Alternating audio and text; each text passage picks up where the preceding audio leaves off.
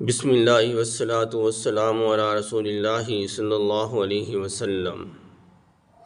چوتھا کلمہ توحید۔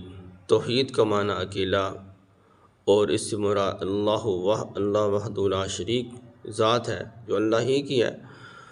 تو چوتھا کلمہ، اس کی فضیلت حضور نبی کریم خاتم النبیین صلی اللہ علیہ وآلہ وسلم نے ارشاد فرمایا، جب آدمی بازار میں داخل ہو تو اس کلمہ کو پڑھ لے تو اللہ تعالیٰ اسے کیا عطا فرماتے ہیں، اتنا عطا فرماتے ہیں کہ بندہ سوچ بھی نہیں سکتا۔ تو ایک دفعہ پڑھنے سے اللہ تعالیٰ 10 لاکھ نیکیاں عطا فرماتے ہیں، 10 لاکھ گناہ معاف کرتے ہیں، 10 لاکھ درجات بلند فرماتے ہیں۔ تو صحابہ کرام کو کیونکہ نیکیوں کا شوق تھا، نیکیوں کی تجارت اللہ سے کرتے تھے، ان اللہ اشتری من المؤمنین انفسهم واموالهم بان لهم الجنہ، ان آیات مبارکہ کی جو سچے مصداق تھے وہ صحابہ کرام تھے۔ صحابہ کرام بازار میں جاتے خرید و فروخت کرنے کے لیے نہیں، بلکہ نیکیاں کمانے کے لیے وہاں پر جا کر انہی کلمات کو ادا کرتے بار بار، اور لوگوں کو سلام دیتے، دعوت دیتے، تاکہ وہاں جا کر وہ یہ اسلامی تجارت، جنت کی تجارت وہاں جا کر وہ کیا کرتے تھے۔ اس لیے آپ جب بھی بازار میں جائیں تو اس کلمے کو کم از کم ایک دفعہ پڑھ لیا کریں۔ اگر بازار نہ بھی جائیں پھر بھی ایک ایک لفظ کے بدلے اللہ تعالیٰ اتنا عطا فرماتے ہیں کہ انسانی سوچ اور انسان کے بنائے ہوئے کمپیوٹر ان نیکیوں کو، ان درجات کو، اس اجر عظیم کو وہ کاؤنٹنگ نہیں کر سکتے۔ تو ان الفاظ کی ادائیگی کے لیے آپ نرم زبان استعمال کریں، نرم لہجہ استعمال کریں، اس سے ہی یہ الفاظ اچھی طرح سے ادا ہوں گے۔ ڈھیلی زبان سے، ڈھیلے لہجے میں پڑھیں تو کلمے کی الفاظ کی درستگی انتہائی ضروری ہے۔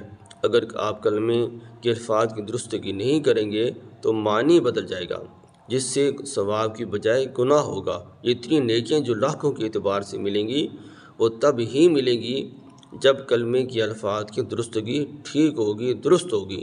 وہی معنی بدلے، اس کا مطلب ہوگا جو الفاظ آپ ادا کریں گے ان کا وہی معنی بنے جو اس کلمے کی اصل معنی ہے۔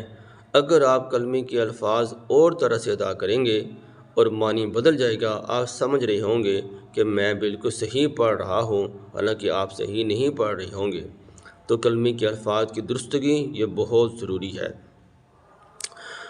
لا الہ الا اللہ وحدہ لا شریک لہ، لہ الملک ولہ الحمد یحیی ویمیت وہو حی لا یموت بیدہ الخیر وہو علی کل شیء قدیر۔ حدیث مبارکہ میں ان الفاظ کے ساتھ بھی یہ چوتھا کلمہ آیا ہے۔ اس کے علاوہ بھی اس کے ساتھ چند الفاظ کی زیادتی بھی ہے، وہ بھی ٹھیک ہے، لیکن یہ ہے کہ جو حدیث مبارکہ میں آیا ہے، جس کی فضیلت آئی ہے، وہ یہی کلمات ہیں جن کو ایک دفعہ میں پھر پڑھتا ہوں۔ لا الہ الا اللہ، منہ کھولیں گے تو الا اللہ یہ لفظ اچھی طرح سے ادا ہوگا۔ الا اللہ وحدہ، یہ خا اور خا، نقطے والی خا موٹی پڑی جاتی ہے، بغیر نقطے والی خا باریک پڑی جاتی ہے۔ وحدہ لا شریک لہ، لہ الملک ولہ الحمد یحیی ویمیت وہو حی لا یموت بیدہ الخیر، یہاں پر وہ خا ہے نقطے والی، یہ موٹی پڑی جاتی ہے، بیدہ الخیر وہو علی کل شیء قدیر۔ اللہ تعالیٰ توفیق عمل نصیب فرمائے۔